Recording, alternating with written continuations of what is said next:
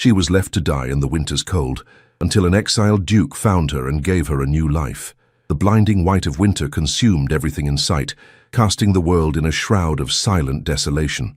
Snow fell in thick, unrelenting sheets, piling upon the shoulders of Lyra Venhart as she stumbled through the drift, her thin cloak offering scant protection against the biting cold. Her breath hung before her in desperate clouds, each exhalation growing weaker as the frost claimed more of her strength. "Continue without her," came the command from inside the covered carriage, followed by cruel laughter that cut through the howling wind.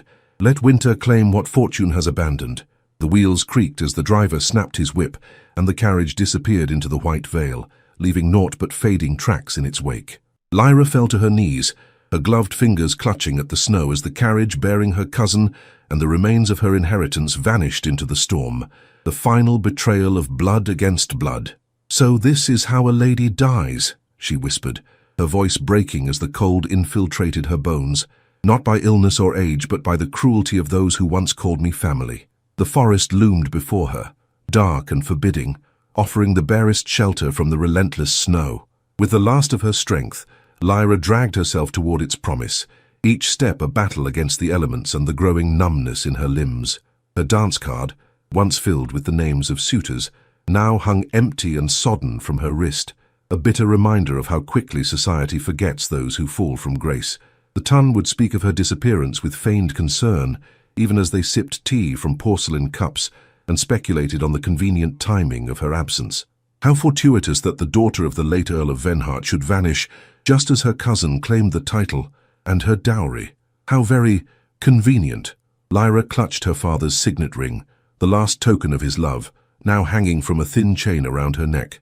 The metal was cold against her skin, a small circle of ice that matched the frost forming on her lashes. The trees offered little respite from the snow, their barren branches reaching toward an uncaring sky. "I shall not give them the satisfaction," she murmured, even as her legs gave way beneath her. "I shall not die with their names on my lips." The snow continued to fall, covering her like a burial shroud. In the distance, wolves howled, or perhaps it was just the wind playing tricks on her fading consciousness. Lyra closed her eyes, surrendering to the inevitable. The cold no longer hurt. It had become almost a comfort, promising an end to betrayal and pain. Yet fate, it seemed, had not finished writing her story. The sound came first, the rhythmic crunch of hooves against packed snow, the jingle of a bridle, the soft exhale of a horse pushed beyond its limits. Then came the shadow, tall and imposing against the white backdrop of winter, a figure dismounted, its movements deliberate and measured. "What have we here?" The voice was deep, cultured, though roughened by the cold. The spirit of winter, perhaps, or something more earthly and fragile. Lyra felt herself being turned, gentle hands brushing snow from her face. Through frosted lashes, she beheld a countenance both stern and noble, a face that had known its share of winters, both of the season and of the soul. Dark hair framed features carved by experience rather than mere time, and eyes the color of a stormy sea regarded her with cautious concern. "I am no spirit," she managed, her voice barely audible above the wind, "though I fear I may soon become one." "Then I have arrived just in time," he replied, his gloved hands assessing her condition with clinical efficiency. "The line between life and death is drawn in snow tonight, and I shall not let it claim you." With surprising gentleness, he lifted her from the ground, cradling her against the warmth of his chest. The shock of heat against her frozen form sent waves of pain through her body, and a small cry escaped her lips. "Forgive me," he murmured, adjusting his grip to support her more comfortably. The return of warmth often brings its own agony. As he carried her to his horse, Lyra caught sight of the insignia on his saddle, a noble crest partially obscured by a slash of black paint. A duke's marking, defaced but still recognizable to one who had moved in society's circles. You are the Duke of—" She could not finish, her mind clouding as the cold reclaimed its territory. "I am no longer anything but a man who refuses to let winter claim another victim," he interrupted, his tone brooking no argument. "Names and titles are luxuries neither of us can afford tonight." He mounted his steed with practiced ease, settling her before him in the saddle. As they began their journey through the snow-laden forest, Lyra felt consciousness slipping away, darkness encroaching at the edges of her vision. "Stay with me," he commanded, his voice cutting through the encroaching fog. "Death is a persistent suitor, but I am far more stubborn." The rhythmic motion of the horse lulled her into a state between waking and dreaming. Through the haze she heard him speaking, though whether to her or to himself remained unclear. "Morwen Manor lies ahead," he said, his breath warm against her frozen ear. "It is not much, but it stands against the storm and its fires still burn." As they emerged from the forest, a structure loomed against the twilight sky, a once grand manor house now bearing the marks of neglect. Smoke curled from a single chimney, promising warmth and shelter from the merciless cold. "Almost there," he assured her, spurring his mount toward the promise of salvation. "Hold fast to life for a few moments more." The great doors of the manor opened at their approach, as if the house itself had been waiting for their arrival. A solitary servant, an older man, with a face as weathered as the stones of the house, stepped forward to assist. "Your Grace," the man acknowledged, his expression betraying no surprise at the burden his master carried. "The guest chamber is prepared, as always." "This is no ordinary guest, Harrow," the Duke replied, dismounting carefully to avoid jarring his half-conscious charge. "She was left to die in the winter's cold." "Then she shall find life within these walls," Harrow responded, leading the way through dimly lit corridors to a room where a fire already blazed in the hearth. Lyra felt herself being placed upon a bed, the softness beneath her a stark contrast to the snow that had nearly become her grave. Feminine hands now attended her, a housekeeper perhaps, removing her wet garments and wrapping her in warmed blankets. "Will she survive the night, Your Grace?" the woman asked, her voice low with concern. The Duke stood at the threshold, a silhouette against the light of the corridor beyond. "She must," he stated simply. "The winter has taken enough from us all." As consciousness finally abandoned her, Lyra heard his final command before the door closed behind him. "Watch over her, Mrs. Fenwick, for in saving her we may yet save something of ourselves." The snow continued to fall beyond the windows, but within the walls of Morwen Manor, the first fragile flame of hope flickered to life, defying the darkness and the cold of a world that had forgotten the meaning of mercy. Dawn broke reluctantly over Morwen Manor, pale light filtering through frost-covered windows to illuminate Lyra's chamber. She awakened slowly, consciousness returning in gentle waves rather than the harsh rush of memory. The warmth surrounding her seemed almost foreign after the bitter embrace of winter's cold. A fire crackled softly in the hearth, tended by a woman whose silver-streaked hair was bound tightly beneath a cap of starched linen. Upon noticing Lyra's open eyes, the woman straightened, smoothing her apron with practiced hands. "You've returned to us, then," she stated, her tone matter-of-fact yet not unkind. "His Grace will be most relieved." "His Grace," Lyra echoed, her voice cracked from cold and disuse. She attempted to sit upright, only to find her limbs uncooperative, weighted by exhaustion and the lingering effects of her ordeal. "The Duke of Morwen," Mrs. Fenwick supplied, assisting Lyra to a more comfortable position, though the title sits uneasily upon his shoulders these days. Memory returned in fragments.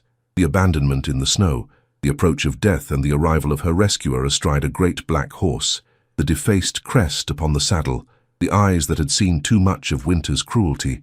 "I know of no Duke of Morwen," Lyra admitted, accepting a cup of steaming tea from the housekeeper's weathered hands. "Few do anymore." Mrs. Fenwick's lips pressed into a thin line. "The Tun has a selective memory for those who fall from favor." A knock at the door preceded the entrance of Harrow, the elderly servant who had helped bring her into the manor. He carried a tray laden with simple fare, bread, cheese, and a bowl of steaming soup that sent aromatic tendrils wafting through the room. "His Grace requests your presence in the library when you feel strong enough to join him," Harrow announced, placing the tray beside her bed. "He also bids me inform you that you are welcome to remain at Morwen Manor until your health returns in full." "Please convey my gratitude," Lyra replied, the formal phrases of society returning easily despite her circumstances. "I shall attend him as soon as I am able." The servants withdrew, leaving Lyra to consume her meal in contemplative silence. The simple food seemed a feast after her brush with mortality, each spoonful of soup restoring both warmth and resolve to her battered spirit. When she had finished eating, Mrs. Fenwick returned with a dress, simple but well-made, in a shade of deep blue that spoke of better days. "This belonged to the late Duchess," the housekeeper explained, helping Lyra into the garment. "It may require adjustment, but it shall serve until your own attire can be properly dried and mended." The dress hung somewhat loosely about Lyra's frame, testament to the privations she had endured even before her abandonment in the snow. Mrs. Fenwick secured it with pins and offered a shawl of soft wool to ward off the chill that permeated the old manor, despite its many fires. "The library lies at the end of the main corridor," the housekeeper instructed, watching critically as Lyra tested her balance. "His Grace is not accustomed to visitors these days. You would do well to remember that solitude can reshape a man's expectations of society." Guided by these cryptic words, Lyra made her way through the manor, a place of faded grandeur where dust and shadow had claimed dominion over what had once been splendor. Portraits lined the walls, their subjects' eyes seeming to follow her progress down the long hallway. Ancestors of the Duke, perhaps, watching this interloper with painted suspicion. The library doors stood partially open, firelight spilling out to illuminate the corridor. Lyra paused, gathering both her strength and her courage before announcing her presence with a gentle knock. "Enter," came the command, the same voice that had promised salvation in the midst of the storm. The Duke of Morwen stood before a massive fireplace, one hand resting upon the mantel, the other holding a glass of amber liquid that caught and reflected the flames. He turned as she entered, and Lyra felt the full force of his assessment, a gaze that seemed to strip away pretense and seek the truth beneath. "You look considerably improved from our last encounter," he observed, gesturing toward a chair positioned near the fire. "Please be seated. Your strength has not yet fully returned." Lyra complied, sinking gratefully into the offered seat. Now, in the clarity of daylight and full consciousness, she could properly observe her rescuer. The Duke of Morwen was a man in his prime, though lines of care and hardship had etched themselves around his eyes and mouth. His dark hair bore streaks of silver at the temples, and his attire, while of quality, showed signs of long wear and little concern for fashion. "I owe you my life, Your Grace," she began, the words seeming inadequate for the debt she had incurred. "Though I confess, I know not how to properly express such gratitude." A slight smile touched his lips before vanishing, quick as a candle flame in a draught. "You might begin by sharing your name," he suggested, taking the chair opposite hers. "The circumstances of our meeting precluded proper introductions." "I am Lyra Venhart, daughter of the late Earl of Venhart," she replied, watching carefully for any sign of recognition. The Duke nodded once, his expression unchanging. "Dorian Hale, Duke of Morwen, or so the title remains, though much else has been stripped away." He studied her with renewed interest. "Venhart, I recall hearing of the Earl's passing some months ago. The succession was contested, was it not?" "My cousin, Edmund Venhart, claimed both title and estate," Lyra confirmed, her hands tightening in her lap, despite my father's will stating otherwise. "And this cousin? He was responsible for your presence in a snowstorm miles from any proper shelter." The Duke's tone remained conversational, but something dangerous flickered in his eyes. "He and his mother arranged a most convenient accident," Lyra replied, bitterness seeping into her voice despite her efforts to maintain composure. "The carriage required repair, they said. I was asked to walk ahead to the next posting house. The carriage, once repaired, never followed." Dorian Hale's jaw tightened, a muscle working beneath the skin. "The calculated cruelty of the ton never ceases to astonish me, even after all I have witnessed." He rose, moving to a desk where maps and papers lay scattered in organized chaos. "The nearest posting house is 15 miles hence. They left you to a certain death." "They left me to disappear," Lyra corrected, her voice steady despite the pain of betrayal. "Death by misadventure with no witnesses to contradict the tale they would spin upon their return to London." The Duke turned to face her, his expression unreadable. "And what would you do now, Miss Venhart? Your cousin believes you dead. Society has likely already accepted whatever explanation has been provided for your absence." The question hung between them, weighted with implications Lyra dared not yet examine. What indeed could she do? A woman alone, without fortune or protection, presumed dead by those who should have been her guardians. "I should seek justice," she replied at last, meeting his gaze without flinching. "My father's will was clear. The estate was to pass to me with a provision for my cousin only if I were to die unmarried." "A convenient incentive for your demise," the Duke observed dryly. "Yet justice, as you term it, requires evidence, influence, and allies, all of which appear to be in short supply at present." Lyra's fingers found the signet ring still hanging from the chain around her neck. "I have this," she said, holding it up so the firelight caught the Venhart crest engraved upon its face, "and I have the truth. Sometimes that must be enough." For a long moment, the Duke of Morwen regarded her with an inscrutable expression, as if weighing more than just her words. Truth, he finally said, the word falling like a stone into still water. A dangerous commodity, and one I have found to be rarer than diamonds in the halls of power. He moved to a sideboard and poured a second glass, offering it to her without ceremony. Perhaps, Miss Venhart, we have more in common than mere acquaintance with winter's cruelty. She accepted the glass, the brandy within catching the firelight like liquid amber. You speak as one who has also been betrayed, Your Grace. Betrayed, accused, and exiled, he confirmed, his tone matter-of-fact rather than self-pitying. My title remains by the slimmest of legalities, but my lands, my reputation, my place in society, all forfeit to lies crafted with exquisite care. By whom? Lyra asked, the question escaping before propriety could cage it. By one I called friend. The Duke's smile was a cold, bitter thing. Lord Calder Rensworth, who now enjoys the fruits of my disgrace while I haunt the edges of a world that once welcomed me. The name struck Lyra like a physical blow, causing her to nearly drop her untouched glass. Lord Rensworth, the same who courts my mother with such diligence since my father's passing. Dorian Hale's eyes narrowed, calculation and surprise warring in their depths. Lady Venhart entertains Rensworth's attentions. They are to be married in the spring, Lyra confirmed, the pieces suddenly aligning with terrible clarity. My mother, she believes him to be a man of honor and standing. He is a man of ambition and opportunity, the Duke corrected, his voice hard as the winter ground outside. And it seems his ambitions have encompassed both our fortunes. The fire crackled in the hearth, sending shadows dancing across the library walls as silence stretched between them. When the Duke spoke again, his voice had dropped to little more than a whisper, yet each word carried the weight of iron. It appears, Miss Venhart, that fate has conspired to bring together two souls with a common enemy and a shared need for justice. What would you suggest, Your Grace? Lyra asked, sensing that this moment balanced on the edge of something momentous, a turning point from which there could be no retreat. Dorian Hale raised his glass in a gesture that might have been a toast or a challenge. I propose an alliance, Miss Venhart. Your knowledge of present circumstances combined with my understanding of past treacheries. Together, we might yet unravel the web Rensworth has spun around both our lives. An alliance, Lyra echoed, considering the implications. Between an exiled duke and a disinherited lady, both presumed ruined by society's standards. Indeed, his smile now held a glimmer of something almost like hope. The advantage lies in being underestimated.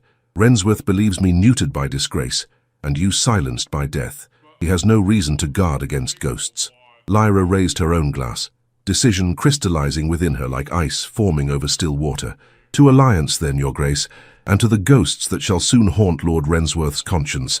Their glasses met with a clear, bell-like sound that seemed to echo through the library like a promise, or perhaps a warning. Outside, the snow continued to fall, but within Morwen Manor the seeds of retribution had been planted in ground, made fertile by shared injustice and unexpected trust.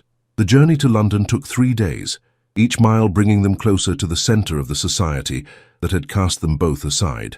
They traveled not as duke and lady, but as shadows of themselves. Dorian as a merchant of modest means, Lyra as his widowed sister, both hidden beneath the protective coloration of the unremarkable. Society sees what it expects to see, the Duke had explained as he provided her with a gown of serviceable brown wool, far removed from the silks and satins of her former life. And it rarely expects to see the dead walking among the living. They took lodgings in a respectable but unremarkable inn near Covent Garden, far from the fashionable squares where the ton gathered to exchange gossip and judgment. From this vantage point, they could observe without being observed, gather information without arousing suspicion. My mother resides at Venhart House in Mayfair, Lyra informed Dorian as they shared a private dinner in their sitting room. Lord Rensworth calls upon her daily according to the servants' gossip my old nurse shared before I was removed from the household. Then Venhart House is where we must begin, the Duke decided, his fingers drumming a thoughtful tattoo upon the table. Your mother may be an unwitting participant in Rensworth's schemes, or she may possess information vital to understanding the full scope of his ambitions. Lyra's expression clouded at the mention of her mother. She has been altered since my father's death, more pliant to suggestion, less inclined to question what she is told.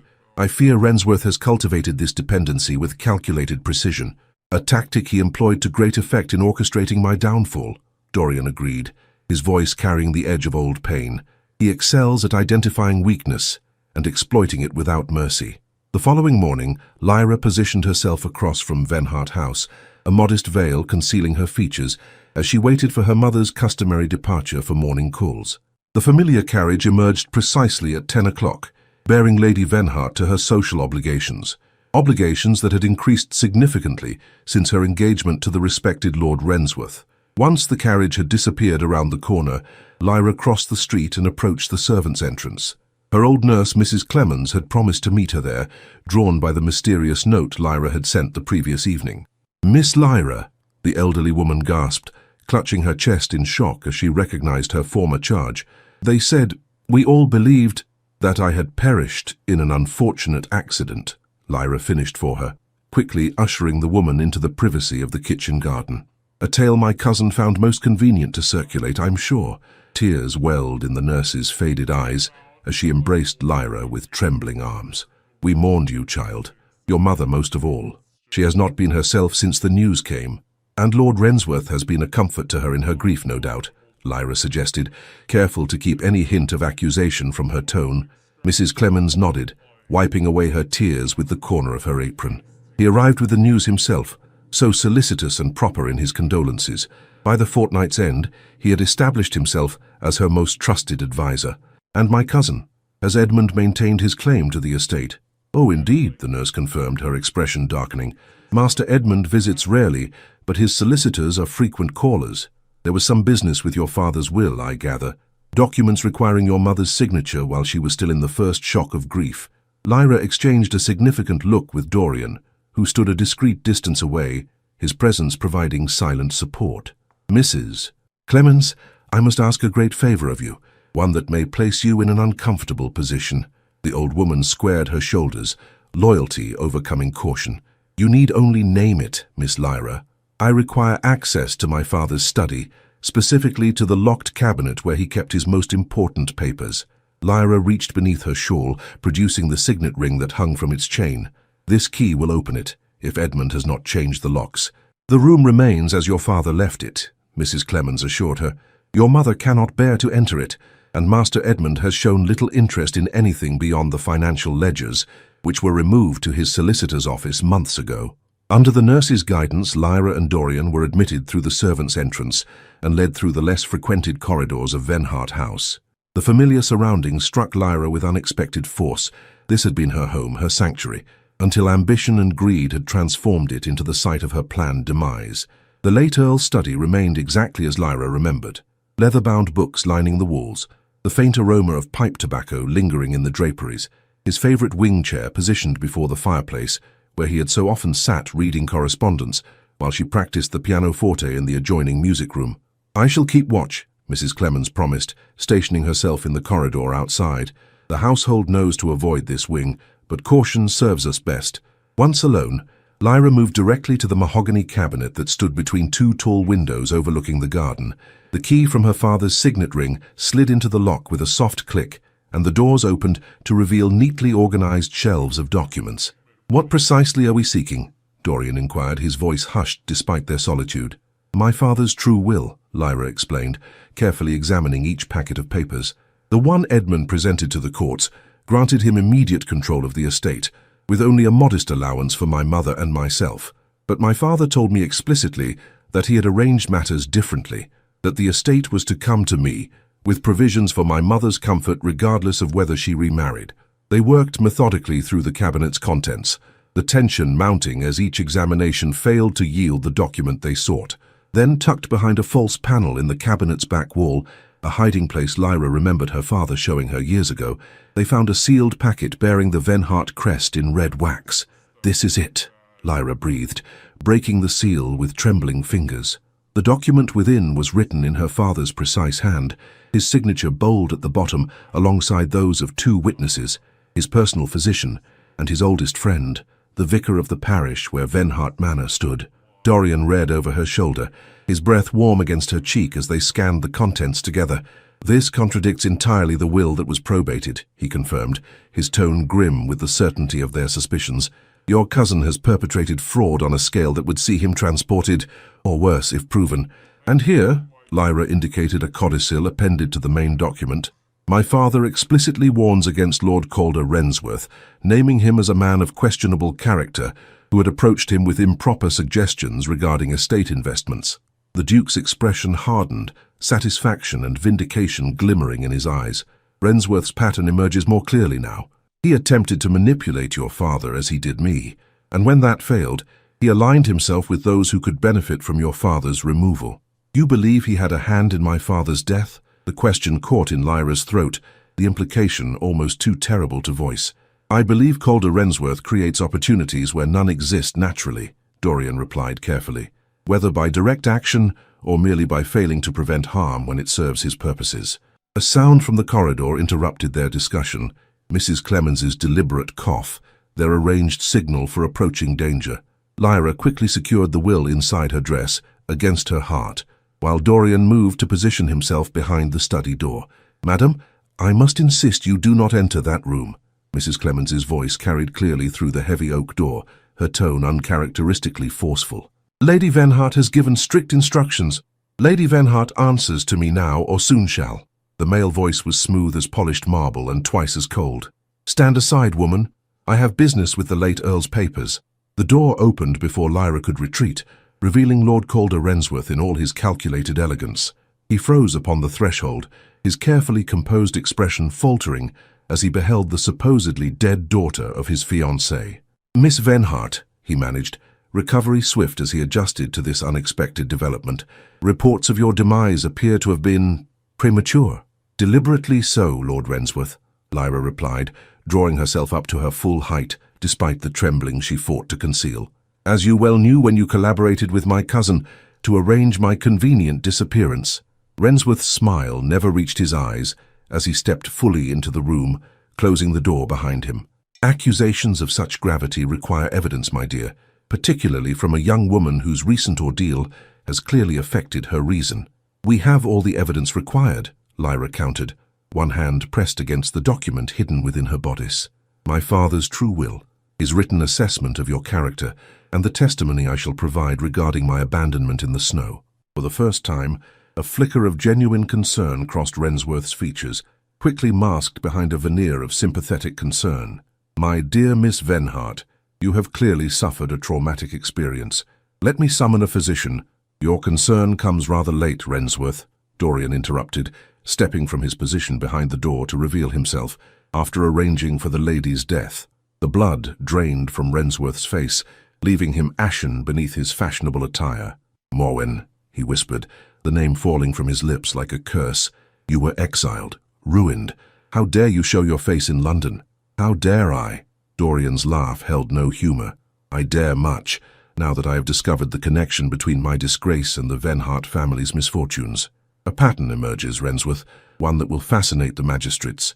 Rensworth's hand moved swiftly to his coat, extracting a small pistol, which he leveled at Dorian with surprising steadiness. Neither of you shall leave this room, he stated, all pretense of civility abandoned. 2 tragic accidents in one family, uncommon, but not impossible, and a disgraced duke found dead at the scene, a final act of desperate vengeance, perhaps. You would add murder to your crimes? Lyra asked, horror mingling with a strange calm that descended over her like a mantle. To have you no conscience at all? Conscience is a luxury for those who can afford it, Rensworth replied, his smile returning with a savage edge. I have built too much to see it destroyed by ghosts from the past. The study door opened once more, admitting a figure that caused all 3 occupants to freeze in tableau. Lady Malis Venhart, her face pale but composed, her eyes moving from her presumed dead daughter to her fiancé with his weapon drawn. Mother, Lyra breathed, relief and apprehension warring within her breast. Malis, my dear, Rensworth recovered first, his tone soothing. A most unexpected situation. Your daughter appears to have survived her unfortunate accident, only to fall under the influence of this disgraced nobleman. I was just preparing to add 2 more deaths to your considerable tally, Lady Venhart interrupted, her voice stronger than Lyra had heard it since before her father's passing. I think not, Calder.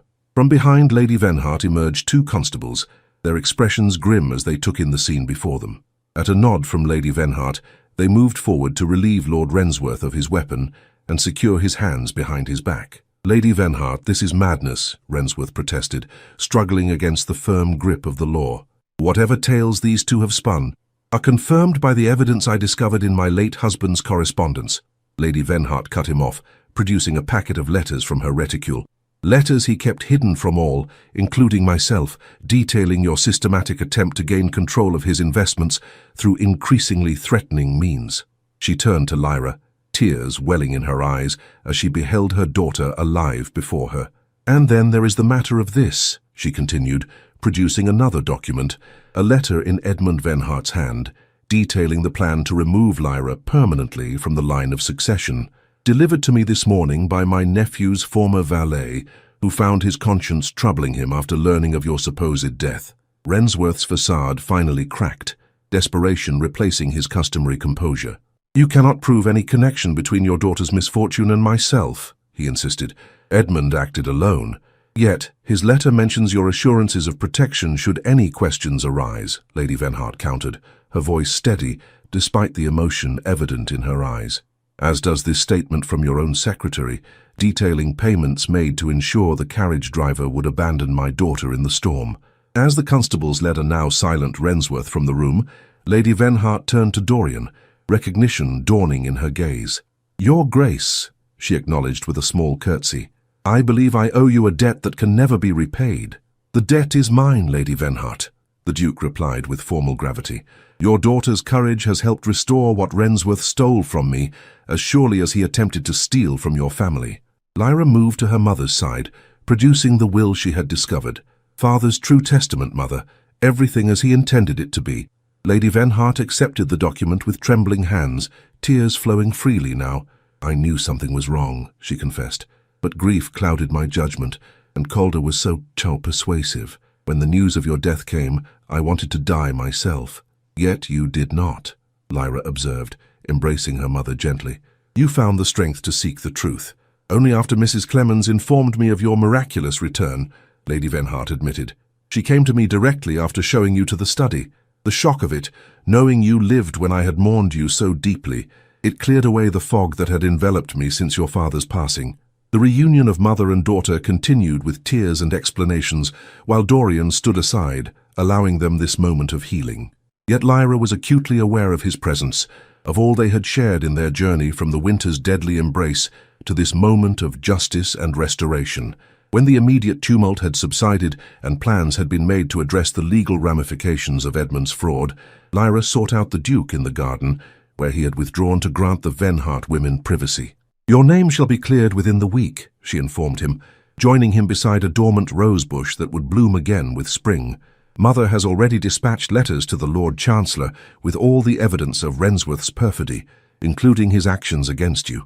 Dorian nodded, his expression thoughtful as he gazed out over the frost-covered garden. "Justice comes late, but it comes nonetheless." "What shall you do once your title and lands are fully restored?" Lyra asked, suddenly aware that their alliance, formed in the crucible of shared adversity, had reached its natural conclusion. The Duke turned to her, his eyes holding hers with an intensity that caused her breath to catch. "That depends, Miss Venhart, on what prospects await me in this new life you have helped restore." "Prospects?" she echoed, her heart beating a sudden tattoo against her ribs. "Indeed." His smile, so rare and yet increasingly frequent in her presence, warmed his features, transforming them from stern nobility to something far more approachable. "I find myself reluctant to return to Morwen Manor alone, having grown accustomed to more engaging company." "Mrs. Fenwick and Harrow are indeed excellent companions," Lyra teased, though her cheeks flushed with colour that owed nothing to the winter's chill. "They are invaluable," the Duke agreed, playing along with her jest. "Yet I speak of a different sort of companionship, one that began in winter's grasp and has flourished despite all attempts to sever it." He took her hand, his touch gentle yet firm, the same hands that had lifted her from certain death in the snow, now offering a different kind of salvation. "Miss Venhart, Lyra," he continued, propriety giving way to the intimacy they had forged through shared peril and purpose. "I was exiled from society, from hope, from my very self until Providence guided me to where you lay in the snow. In saving you, I found myself rescued from a far more insidious cold, that of the spirit." "As did I," Lyra admitted, her voice scarcely above a whisper. "You gave me more than shelter from the storm, Your Grace. You gave me purpose when all seemed lost." "Dorian," he corrected softly. If we are to contemplate a shared future, let us begin with the simple truth of our names. Dorian, she repeated, the word like a vow upon her lips. What future do you contemplate? In answer, he withdrew a small object from his pocket, a ring of delicate design, a sapphire surrounded by smaller diamonds that caught the winter sunlight in flashes of blue and white fire. My mother's, he explained, holding it between them like an offering, saved from Rensworth's systematic plunder of my family's treasures. I had thought to never see it worn again, until fate and winter's cold brought me to you. Are you certain? Lyra asked, scarcely daring to believe what he proposed. Society will talk, the exiled duke, and the lady who returned from the dead. Let them talk, Dorian replied, his voice carrying the absolute certainty of a man who had faced the worst the world could offer and emerged stronger for it. We have survived their cruelest judgments already. What power can mere gossip hold over us now? In that moment, surrounded by the dormant garden that would bloom again with spring, Lyra made her choice. She extended her hand, allowing him to slip the ring onto her finger. A perfect fit, as if destined. From winter's cold to hearth's warmth, she said, the words forming themselves into a promise as ancient as the seasons. I accept all that you are, all that you offer, and I vow to cherish what was nearly lost, Dorian responded, raising her hand to his lips in a gesture that sealed their covenant. To give warmth where once was cold, and light where darkness fell. Above them, the winter sky began to clear, pale sunlight breaking through the clouds like a benediction upon their joined hands, and the future they would build together, a future born from the bitter cold of betrayal, but warmed by the enduring flame of resilience and love. Spring came early to Morwen Manor, as if nature itself recognized the need for renewal after the harsh winter that had nearly claimed Lyra's life. The grounds, once neglected, now bloomed with careful attention, each flower and shrub tended as meticulously as the relationship that had blossomed between the manor's master and his bride. Their wedding had been a quiet affair, not the grand spectacle that might have been expected for a duke and the daughter of an earl, but a ceremony infused with genuine joy rather than social performance. Lady Venhart had given her blessing with tears of happiness, and even society, initially scandalized by the speed of the match, had found itself charmed by the romantic tale of rescue and redemption. Lord Calder Rensworth awaited trial in Newgate, his web of deception unravelled thread by thread as more victims of his schemes came forward. Edmund Venhart had fled to the continent, taking what portable wealth he could gather before the full extent of his fraud was discovered. Justice, so long delayed, had finally found its course. On this particular morning, the Duchess of Morwen stood on the terrace overlooking gardens, where snowdrops and early crocuses pushed through the last remnants of winter's grip. The air held the promise of warmth to come, a gentle breeze carrying the scent of damp earth and growing things. Your thoughts seem far away, observed Dorian, joining his wife on the terrace. The months since their marriage had softened the harder edges of his countenance, though the strength that had sustained him through years of exile remained evident in his bearing. Not far, Lyra corrected, turning to welcome him with a smile that still caused his heart to quicken its pace. I was merely reflecting on how quickly life can transform, from desolation to abundance, from winter's grip to spring's gentle touch. He took her hand, his thumb brushing over the sapphire ring that now shared space with a gold wedding band. Philosopher as well as duchess? My cup truly overflows. Their laughter mingled in the morning air, the sound carrying across gardens where once only silence had reigned. The restoration of Morwen Manor had become a shared passion, each repaired stone and replanted bed a testament to their determination that beauty should follow pain. A letter arrived this morning, Dorian mentioned, producing the correspondence from his pocket. From your mother. She writes that the courts have formally recognized your father's true will, and Venhart Manor awaits your inspection when we are ready to travel. Lyra accepted the letter, reading her mother's familiar hand with a sense of closure. So all is restored, as it should have been from the beginning. Not quite all, her husband corrected gently. What was taken cannot be fully returned. Your father, the years of my exile, the trust we once placed in those who proved unworthy. Yet perhaps what grows in their place is stronger for having weathered the storm. She leaned against him, drawing comfort from his solid presence. You have become quite the optimist, Your Grace, a far cry from the brooding duke who found me in the snow. I had reason to brood then, he replied, his arm encircling her waist. Now I have reason to hope a far more pleasant occupation. A comfortable silence fell between them, the kind that only exists between souls who have found in each other both sanctuary and challenge. The manor staff, moving about their morning duties, observed the couple with approving glances. The change in their master since the Duchess's arrival had transformed not just the physical estate, but the very atmosphere of Morwen. Mrs. Fenwick asked if we might consider opening the east wing by summer, Lyra mentioned after a time. She believes the larger nursery there would be more suitable. Dorian's hand, which had been tracing idle patterns on her back, stilled suddenly. Nursery, he echoed, his voice carefully controlled as he sought her gaze. Is there news I should be aware of, my Duchess? The smile that bloomed across Lyra's face provided answer enough, but she spoke the words he longed to hear nonetheless. The physician confirmed it yesterday. By winter's end, Morwen will welcome a new heir, a child born of the spring rather than the cold. Joy transformed Dorian's features, erasing the last shadows of his long exile as he gathered her gently in his arms. Life from what was nearly death, he murmured against her hair. A miracle twice bestowed. The first miracle was finding you on that snowy road, Lyra corrected, her eyes bright with unshed tears of happiness. Everything since has been the natural course of love's healing power. As if to underline her words, the sun broke fully through the morning clouds, bathing the terrace in golden light. Below in the garden, the head gardener, a local man grateful for the employment the restored estate provided, directed his apprentices in the planting of new rose bushes, their bare stems promising summer glory yet to come. I have been thinking, Dorian said after they had shared the news with an ecstatic Mrs. Fenwick and a proudly beaming Harrow, of establishing a foundation, a place of refuge for those who find themselves abandoned to winter's cold, whether literal or metaphorical. Lyra's expression softened with understanding and approval. A sanctuary for those whom society has cast aside, as we once were. Exactly so, he confirmed. We were fortunate. My rank, your birth, the evidence that cleared our names. Not all who suffer injustice find such resolution.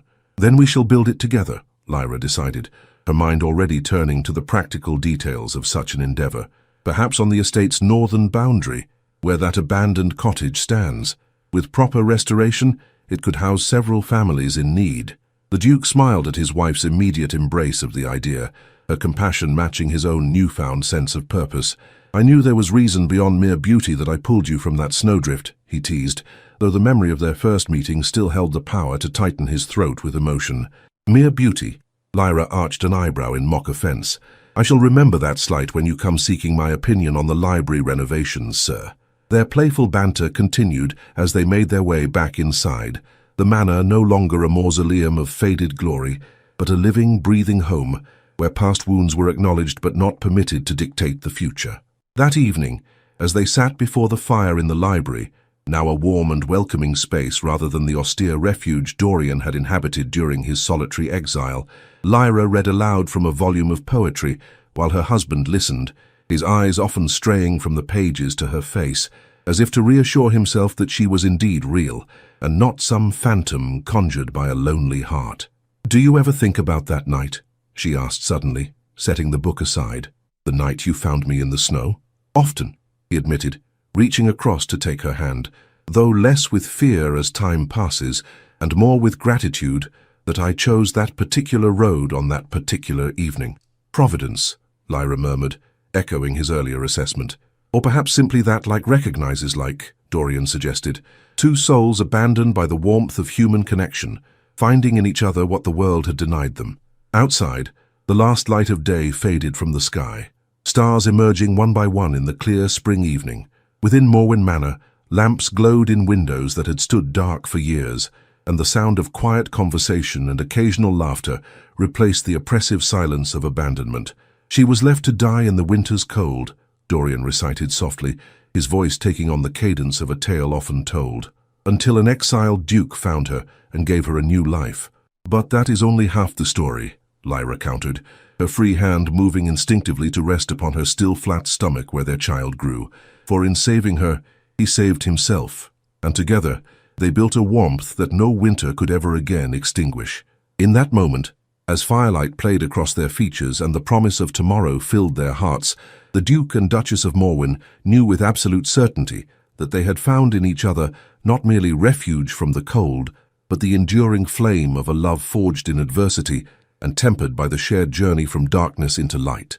And as the season turned from winter to spring, from death to rebirth, their story became a whispered legend in the countryside around Morwen Manor, a tale of abandoned souls who found in each other the courage to begin again, and of a love powerful enough to thaw even the deepest cold of betrayal and despair.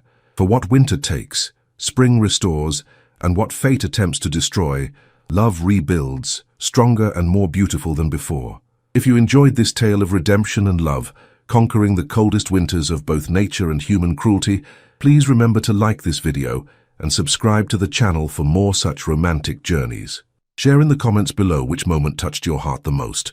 Was it when Dorian first rescued Lyra from certain death in the snow, or perhaps when they stood together against those who had wronged them? Every story reminds us that even in our darkest moments, warmth and love may find us when we least expect it, transforming what was broken into something more beautiful than before.